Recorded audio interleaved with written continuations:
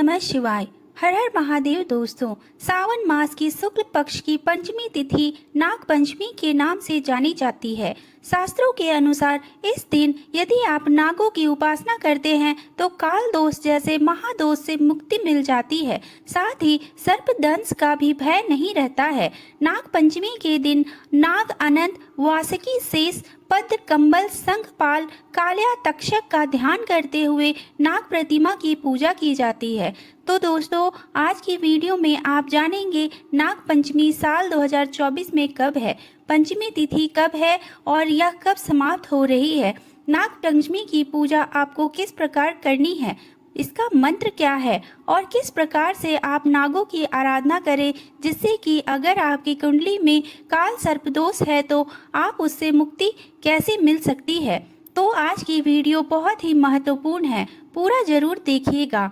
अच्छी लगे तो वीडियो को एक लाइक जरूर कीजिए। दोस्तों, आइए जानते हैं सबसे पहले कि नाग पंचमी का क्या महत्व है और यह त्योहार क्यों मनाया जाता है।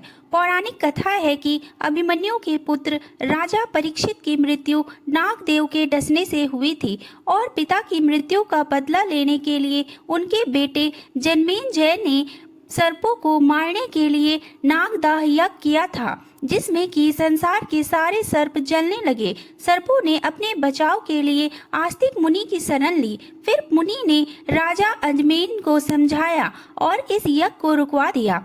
अब जिस दिन यह घटना हुई उस दिन सावन मास की शुक्ल पक्ष की पंचमी तिथि थी। उस दिन आस्तिक मुनि के कारण ही नागों की रक्षा हो पाई और तभी से नाग पंचमी मनाई जाती है और यह दिन नाग देवता को समर्पित होता है। दोस्तों, अब जानते हैं कि नाग पंचमी कब है। हिंदू पंचांग के अनुसार सावन मास के शुक्ल पक्ष की पंचमी तिथि 9 अगस्त को रात्रि में 12:36 पर प्रारंभ हो रही है और समाप्त होगी 10 अगस्त को रात्रि में 3:14 पर।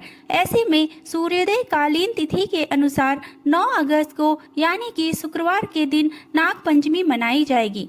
अब बात करें कि नाग पंचमी की पूजा का शुभ मुहूर्त क्या है। तो देखिए दोस्तों, नाग पंचमी की पूजा का शुभ मुहूर्त आप 9 अगस्त की सुबह 5:47 से सुबह 8:27 तक है। इस समय में आपको नाग देवता की पूजा करनी है। देखिए, जितनी जल्दी हो सके नाग पंचमी की पूजा कर लेनी चाहिए। इसलिए प्रातः काल ब्रह्म मुहूर्त में ही उठकर स्नान आदि करके स्वच्छ वस्त्र से पहले भगवान सूर्य देव को जल चढ़ाएं। उसके बाद अपने घर के मंदिर में आकर विधि विधान से भगवान शिव की और माता पार्वती की और जो भी देवी देवता आपके घर में विराजमान है सबकी पूजा कर लीजिए। फिर एक चौकी पर सफेद वस्त्र बिछाकर उसी पर नाग देवता की तस्वीर या मूर्ति रख लीजिए। दोस्तों, यदि आपके पास नाग देवता की तस्वीर नहीं है तो ऐसे में आप भगवान शिव की फोटो ले सकते हैं या फिर शिवलिंग ले सकते हैं। उनके ऊपर तो नाग देवता रहते ही हैं, आप उनकी पूजा कर लीजिए तो नाग देवता की पूजा उनके साथ ही हो जाएगी। इसलिए भगवान शिव की आराधना आज करनी चाहिए, क्योंकि भगवान शिव के मस्तिष्क पर नाग देवता विराजमान होते हैं। जब हम शिवलिंग का अभिषेक करते हैं, पूजन करते हैं तो नाग देवता की पूजा भी हो जाती है। घर के आसपास शिवालय है तो आप वहां भी जाकर पूजा कर सकते हैं, नहीं तो आप अपने घर में ही पूजा कर सकते हैं।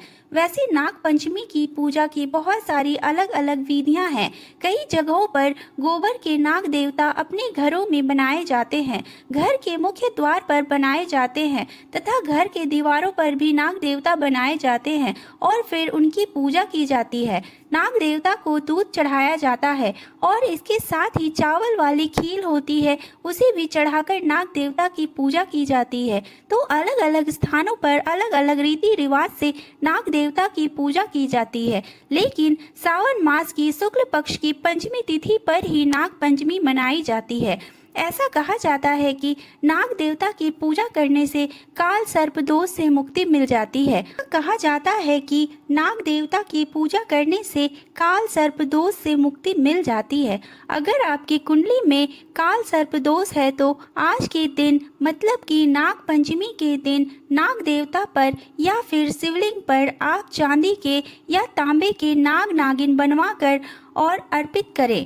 और फिर इसके बाद उसे जल में प्रवाह कर दीजिए। इससे आपको काल सर्प दोष से मुक्ति मिल जाएगी। दोस्तों, नाग पंचमी से संबंधित यह वीडियो आपको कैसी लगी कमेंट बॉक्स में ज़रूर बताइए। दोस्तों, यदि आप महादेव के सच्चे भक्त हैं तो इस वीडियो को लाइक करें और कमेंट बॉक्स में हर हर महादेव ज़रूर लिखें। धन्यवाद।